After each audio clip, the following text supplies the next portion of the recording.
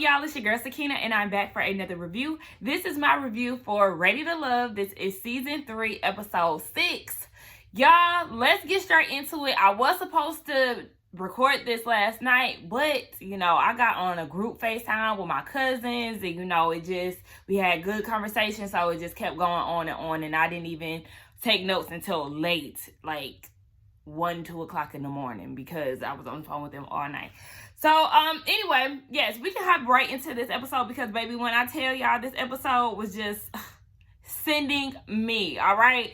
But let's hop into it. I done said that 3 times already. Anyway, the episode starts, we see Jay speaking to Simone about the way that she handled the whole seeing him in Winter going to her room situation. Simone said that she was just talking out of insecurity, basically. But Jay was like, look, I forgive you, but to protect his peace, he's no longer interested. So I told you, Simone, I told you was going to ruin your chance with that. And that's exactly what happened. Jay is not here for the mess.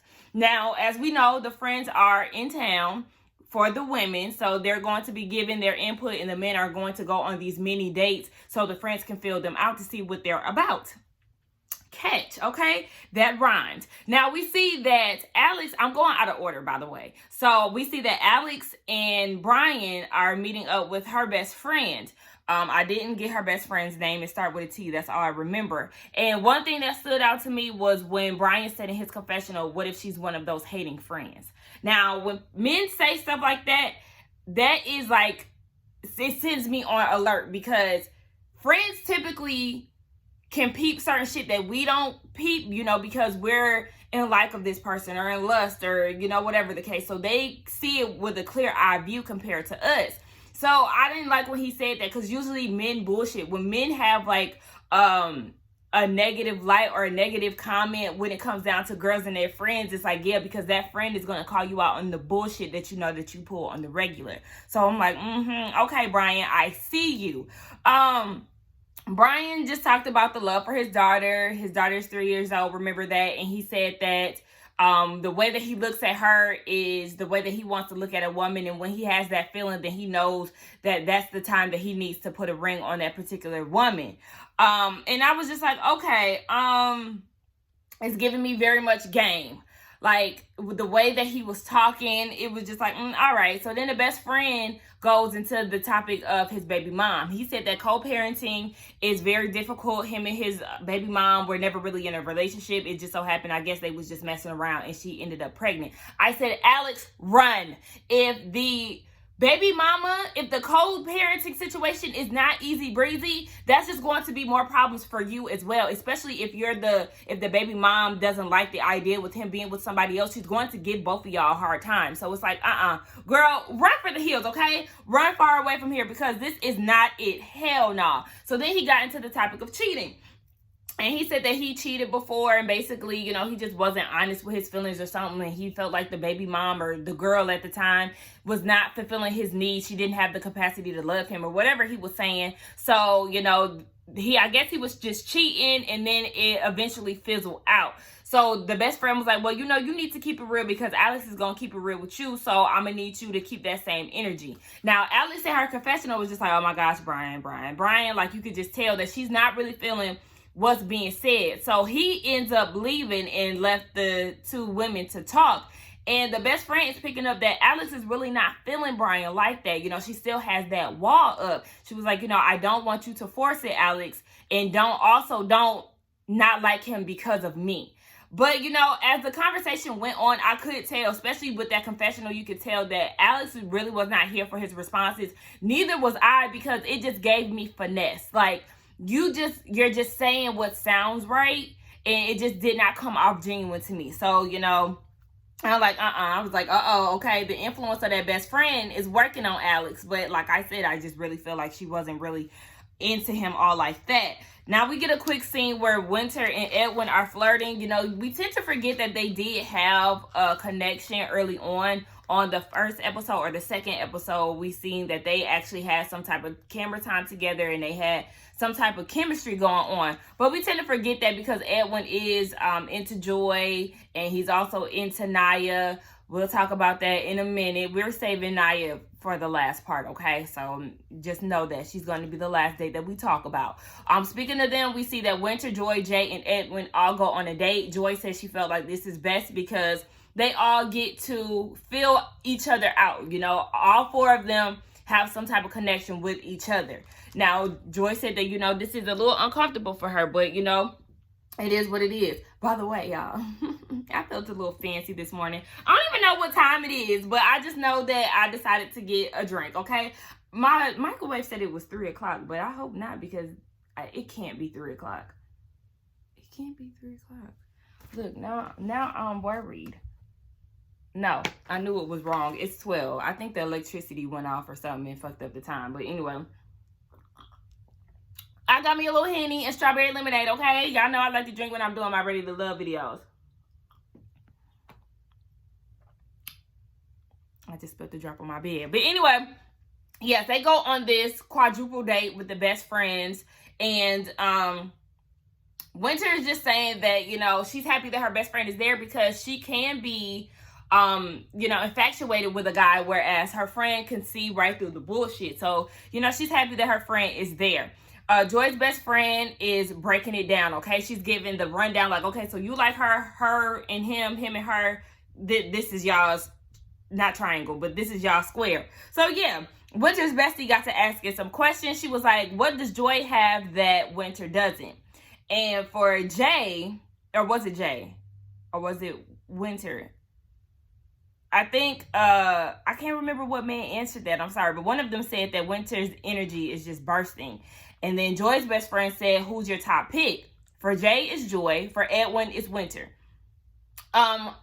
We didn't get to see enough of Edwin and Winter. We can't really get a true feel of how their dynamic is. I don't think they had got enough camera time. Now, maybe they've connected off camera, or maybe Edwin was saying that because Jay said that Joy was his top pick and he didn't want to leave Winter out there hanging. So I don't know. We'll just see. But Winter definitely felt uneasy when Jay said that Joy was his first pick. You know, they did connect early on, but you know, she was just like, it's not that she can't handle the truth. Nobody just wants to hear that they're second pick. Edwin mentioned his support system. He said that his support system is his mother and his sisters. Winter's best friend was like, okay, well, are they the type to be like, you know, no girl is good for you type? And Edwin was like, no, you know, they're protective of me, but they really have his best interest at heart.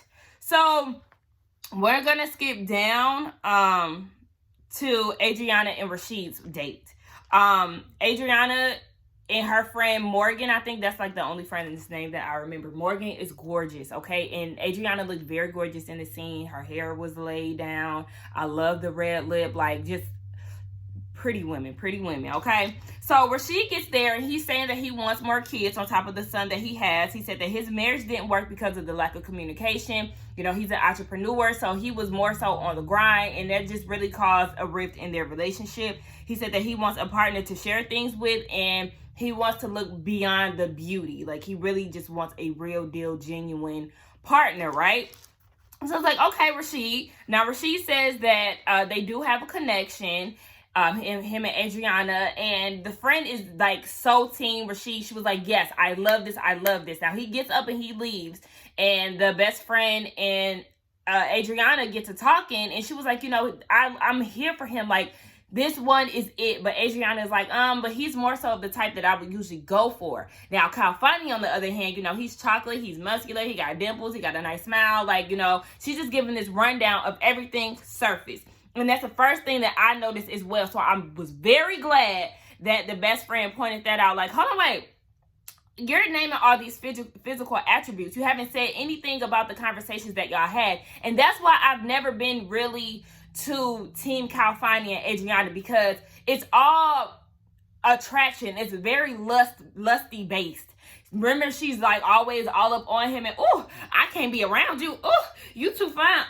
These muscles, you know, she's doing all of that. But it's just like, where are y'all really connecting to where as we see Kalfani and Denise, they're actually having real conversations. Yes, Adriana asked him what his love language was, but that's all that we got to see. Maybe they're not showing that on camera, but with her response, it was very surface based. So I'm not here for Kalfani and Adriana because it just doesn't seem like they're really connecting. But her friend told her, look, I need you to go with your intuition.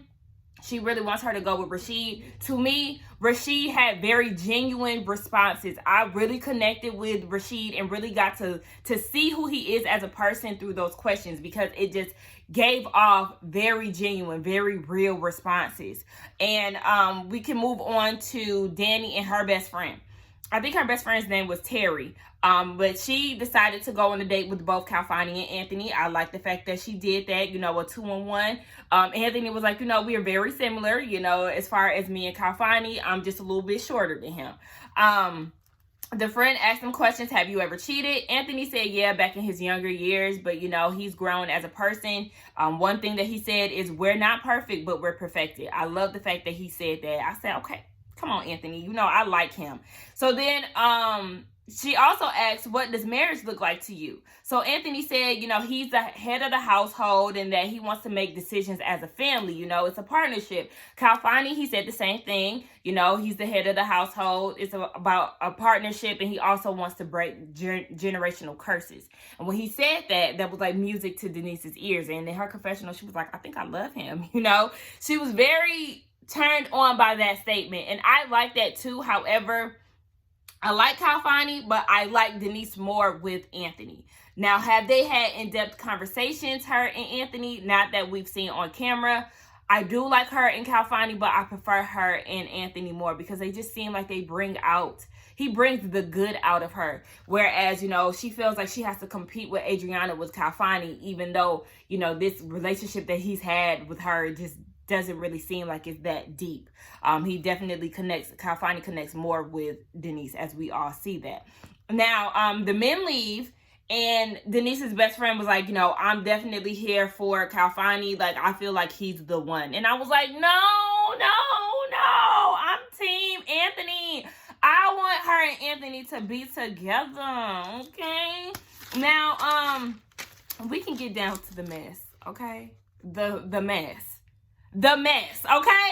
So let's just hop right into it. Now, we see that Naya has her bestie cousin, Kiki, come out to, you know, be her friend in this, in her other set of eyes. And they talk to Chris, you know, because as we know, Naya and Chris have been locked in pretty early on in this process. Chris mentioned that he is very family oriented. His brother is his best friend, and he's very church oriented as well. He's ordained deacon, and she was like, oh my gosh, like, Chris, are you kidding me? You could have been married us. We could have been pregnant by now. This is what Naya is saying, right? So peep the responses early on.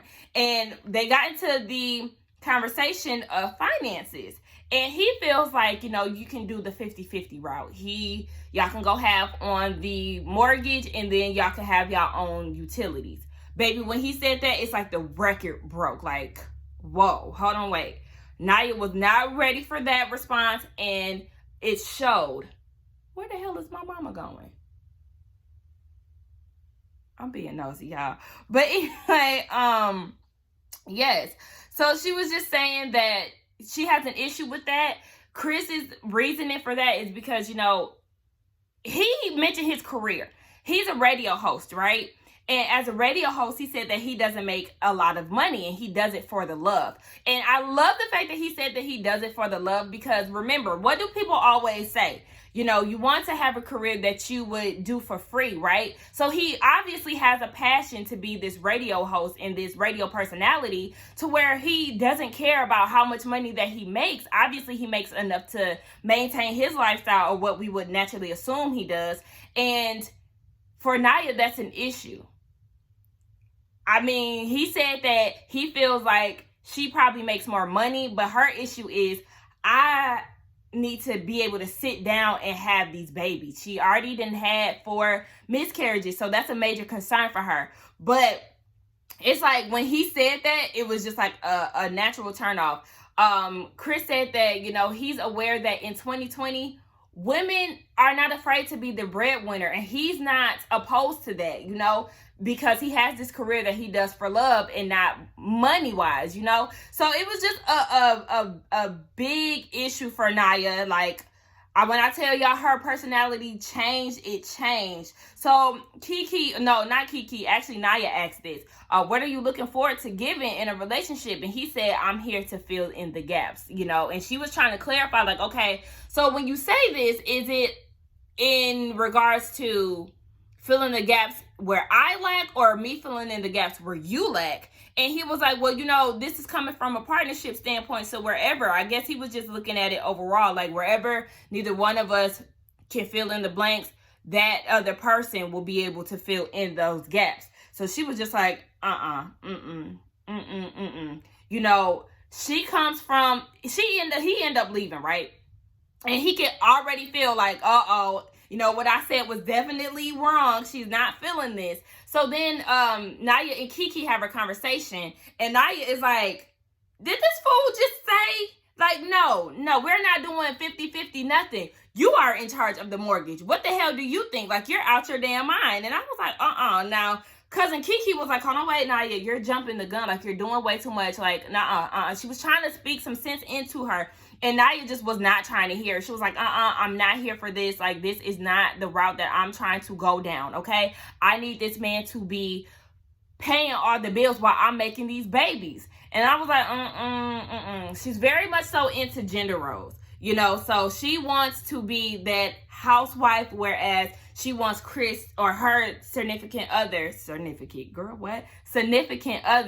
to be bringing in the money and taking care of home. So her cousin was like, cool it down.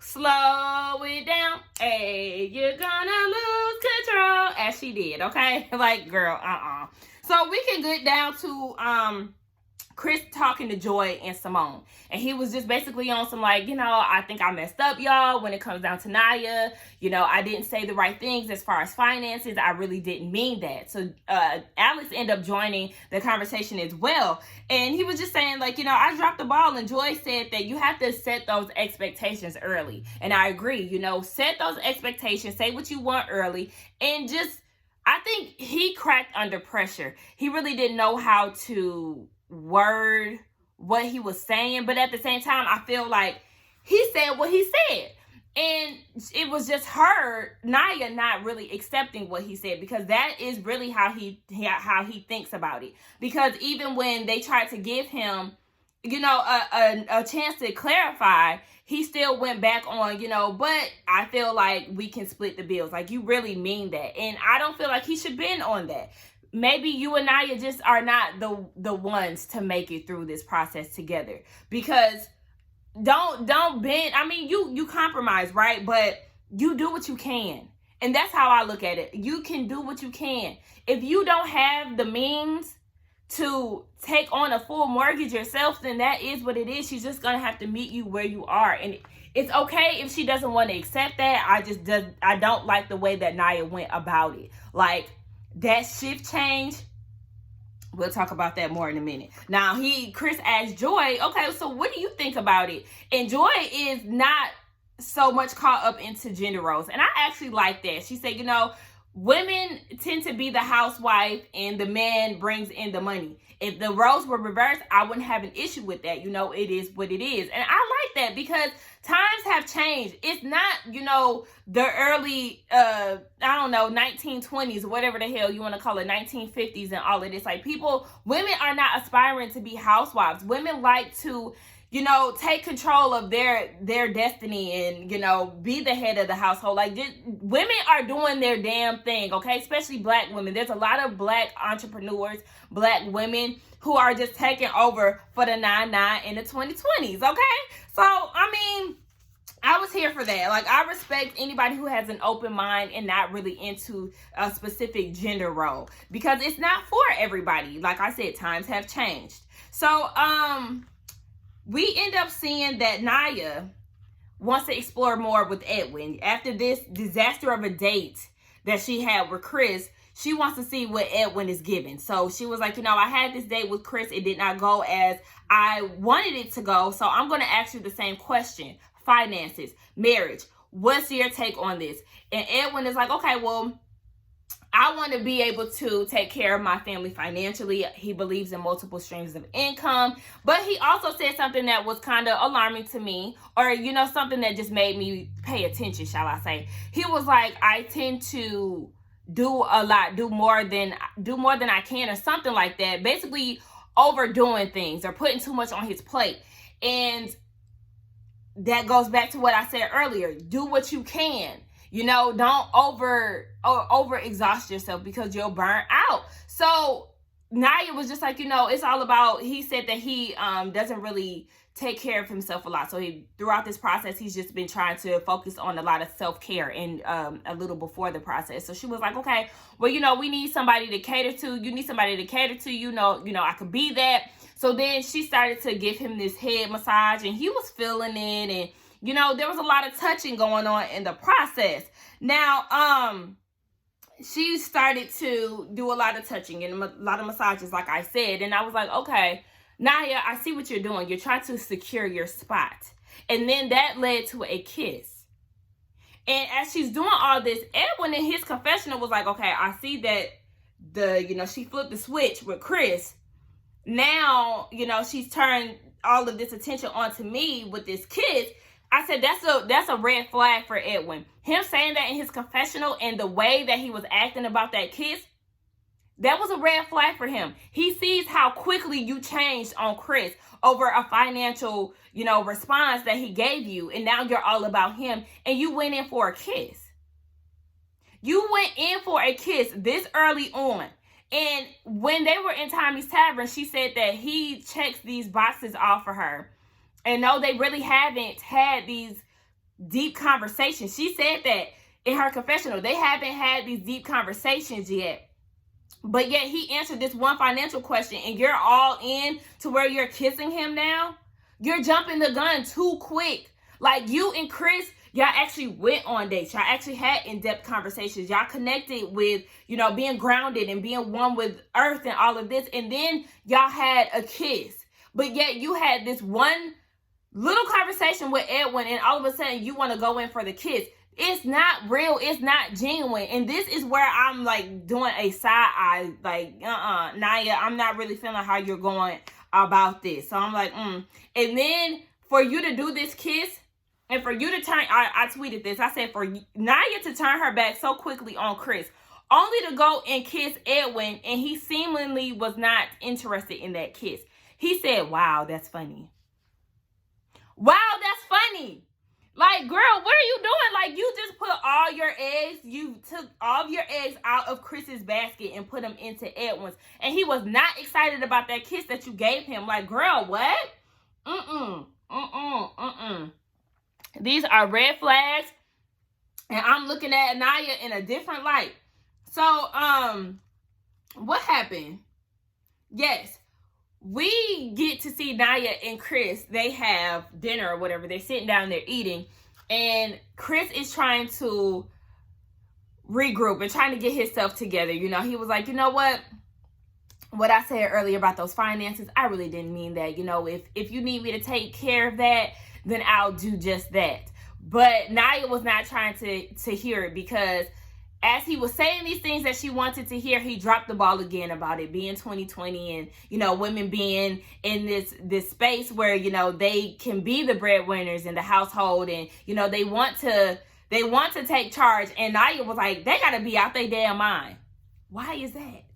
See, that's the thing. Naya's closed-minded. That's what that gave me. She's so strict on these gender roles. She's not open to other possibilities or any other compromises. It's her way or the highway, baby. She does not care about what the next chick is doing here in 2020. She's all about what she wants in her household. She wants to have these babies. She wants to be barefoot and pregnant. She wants you to be bringing in the money. So Chris is realizing, like, okay, she's definitely off. Like, usually I would get this nice, soft, sweet Naya, but all of a sudden she's very cold. She's very, cut off. She's very cut and dry with him.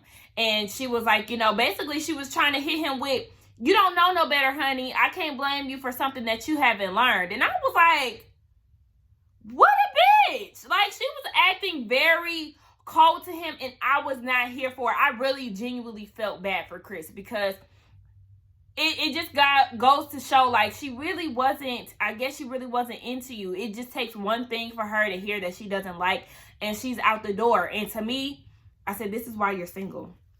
This is why Anaya is single. Because, like, you're just, all of a sudden, you're cold, and it was just like, I don't like it. I do not like it. Now, I think we talked about all the dates. Let me go back to make sure. Yeah, we talked about all the dates. So we can get down to Tommy's Tavern, right? And they went into the conversations about what best friends liked who. So Winter's best friend did not like either Jay or, who was it? Jay or Edwin. She was like, neither one of them are for you. She called Jay a salesman. And I was like, oh, okay. So then when it got down to Joy, her best friend felt the same way about Jay, and said that she more so could see Joy and Edwin together because he's calm and they kind of match each other's energy. I said, okay. And Denise's friend said that she liked Calfani, because she sees that they connect more on a spiritual level compared to Anthony, I guess. And, as she's saying this, Adriana's look like, I said, yeah, you're a salty bitch. Speaking of Adriana, her friend likes Rasheed. And then we get down to Miss Naya. Naya. So Tommy is like, okay, well, Naya, what's up with the date that you had with Chris? Like, I know that you were gung-ho about him. She was like, I was never gung-ho about him. Like, let's get that straight. And as far as, me liking him, I just simply obliged his attraction. I said, or his interest. I said, my. How quickly we have forgotten. Don't forget you was quick to give him a kiss a few days ago. Don't forget you were so eager to, go on another date with him, and you felt something different about him and all of this. Now all of a sudden you hitting him with the Chris who. And all of the women are looking at her like, what? So, she got into the whole finance issues that she had, and Simone tried to save him. It was like, he really didn't mean it like that. And when I tell y'all Naya cut Simone off, I'm not talking about that. I'm talking about what went down in that date. What's up with all the hostility, ma'am?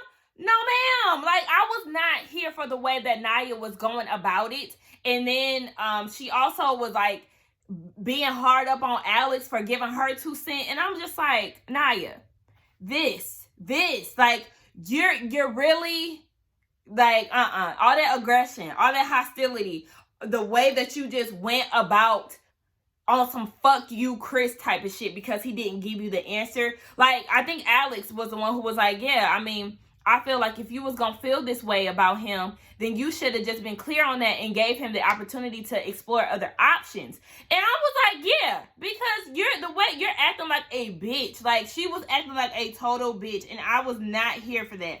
And she just said that she likes Edwin more because he aligns with her. And again, you're putting all your eggs in Edwin's basket when he already has Joy and Winter that's feeling him. He really was not feeling you based off of that kiss. He hit you with some, you wild type shit. Like, girl, shit, I wasn't expecting that. He was thrown off, okay? And he peeped that you're just like moving on to the next off of some little shit. Now, when we get to Alex's best friend was like, I'm not really feeling Brian like that. Joy said that she didn't like Brian either, especially with the way that he handled the whole Alicia thing. So then we get down to who's in the bottom. And Brian and Chris are in the bottom. I knew that Chris was going to be in the bottom. I thought it was going to be Rasheed too, but Rasheed came in, okay, for the win with them responses. I feel like as far as the dates go, I know I'm kind of jumping off of the deliberation, but I feel like Anthony and Rasheed were very genuine in their responses. And Calfani seemed genuine too, but Anthony and Rasheed definitely stood out as far as the dates. Y'all know how I feel. I like Edwin, I like Jay, but Rasheed and Anthony stood out to me. But anyway, yes, Brian, they have an issue with him and his communication, how he goes about things. I'm definitely side-eyeing Brian. I think it's safe to say that I'm not feeling him. He's definitely a finesser. The way that he tried to smooth talk his way into the best friend's likeness or whatever the fuck. I know that's not really, you know, how you would word that, but I was just like, yeah, you just you just like to talk a lot of game. Like, no, Alex, I'm not seeing it. I think Alex really liked him because he said that he was abstinent for 40 days, and really you're fucking not. Who else? So yeah, they end up sending Chris home. Joy talked him into it, you know, it was just saying, you know, the whole you putting all your eggs in Naya's basket and not really making other connections with anybody else is what got you sent home. I did say that last week. Remember, I said because the way that she's out here about Edwin, she gonna be turning on you, and that's exactly what she did. She flipped the motherfucking script on Chris. She said, who? I don't know him. So that ultimately got him sent home. You know, he's very hurt about it. He said that he needs to take some time to himself to, you know, try to figure out what's going on. Naya hurt him. She cut my boy deep, and I just feel like, you know, I'm glad that it was Joy who delivered that. Of course, Naya couldn't, she definitely was not the one to deliver that message. Joy and Chris are really friends, so she had his best interest. I feel like the ladies are definitely going to be side-eyeing Naya from here on out. I think she will probably be in the bottom next week because nobody else is making connections with her, and I don't think that Edwin really likes her because she definitely came on really strong, and I could tell he just was not into that. So yeah, I think that Naya is next to go. As far as men, I think Brian is next to go. Brian probably will be out of the door next week. But y'all let me know what y'all think about this episode of Ready to Love. Don't forget to like, comment, and subscribe to my channel, and I will see y'all in the next one. All right, bye.